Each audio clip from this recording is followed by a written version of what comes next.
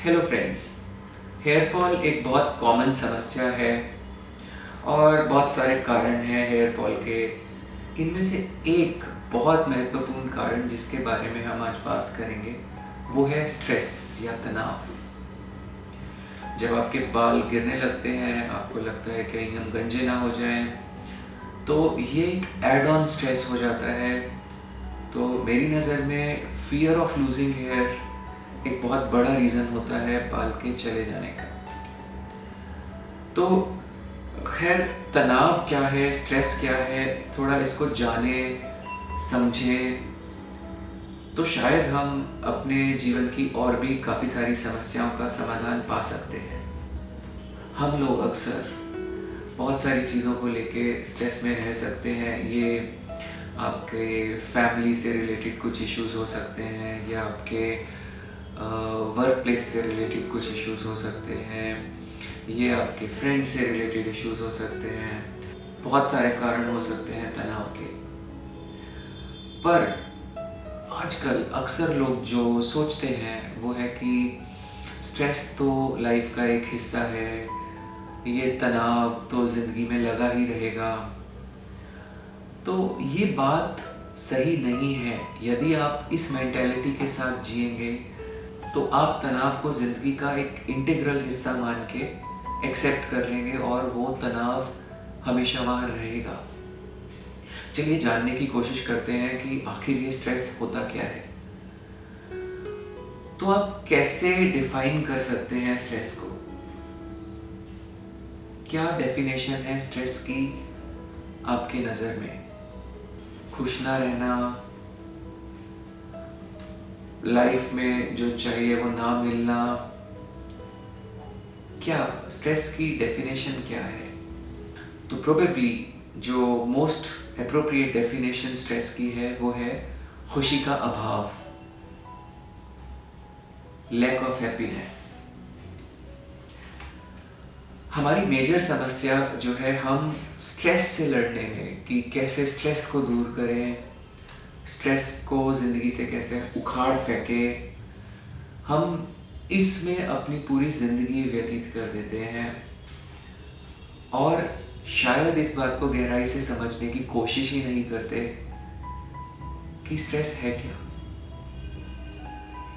चलिए एक उदाहरण देकर समझाता हूँ। डार्कनेस या अंधकार, जिससे कि हम लोग सब वाकिफ हैं, आप अंधेरे को कैसे डिफाइन करेंगे? How do you define darkness? जहां कुछ नजर ना आए, जहां कुछ दिखाई ना दे, जहां रोशनी ना हो।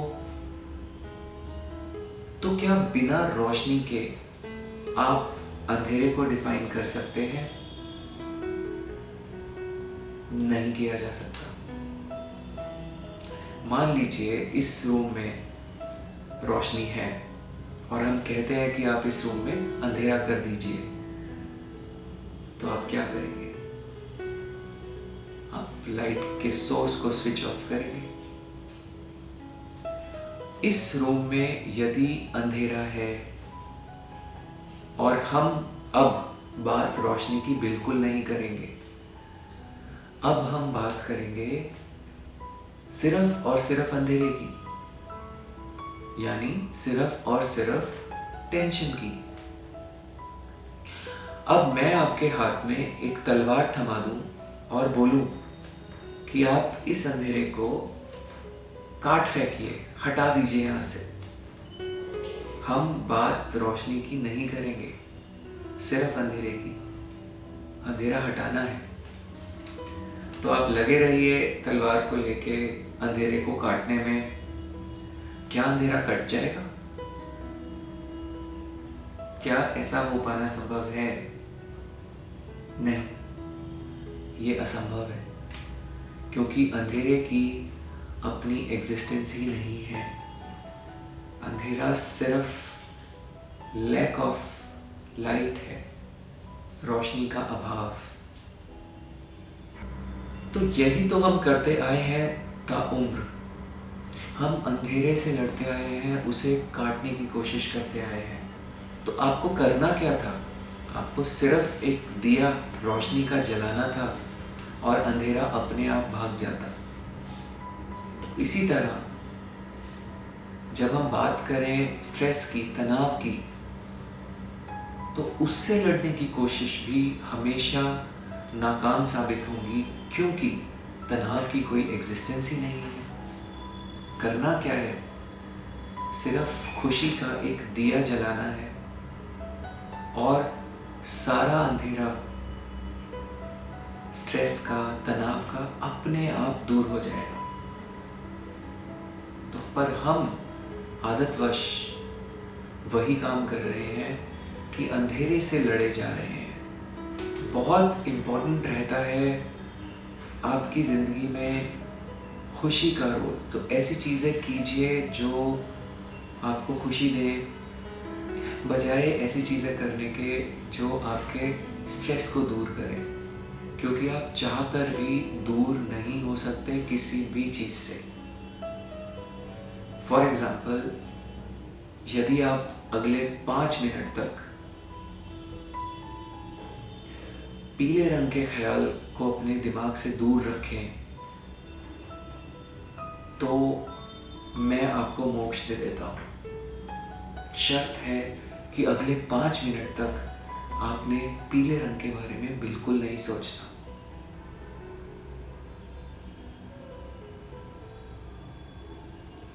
आ गया ना पीला रंग ख्याल में? तो अगर हम बोलते नीले रंग के बारे में सोचिए, तो पीले रंग का सवाल ही नहीं उठता। नीला रंग या खुशी, तो खुशी के बारे में अगर हम सोचेंगे तो स्ट्रेस अपने आप ही दूर हो जाएगा। हमें स्ट्रेस को दूर करने के लिए भी स्ट्रेस लेने की आदत पड़ चुकी है। तो एक बहुत अच्छा तरीका आपको ज़िंदगी में खुशी प्राप्त करने का, खुद के थोड़ा और करीब जाने का है मेडिटेशन या ध्यान। तो यदि आप अपनी ज़िंदगी में थोड़ा मेडिटेशन करना शुरू करें, ध्यान करना शुरू करें, तो आप पाएंगे कि आप अपने स्ट्रेस को भूल ही गए हैं।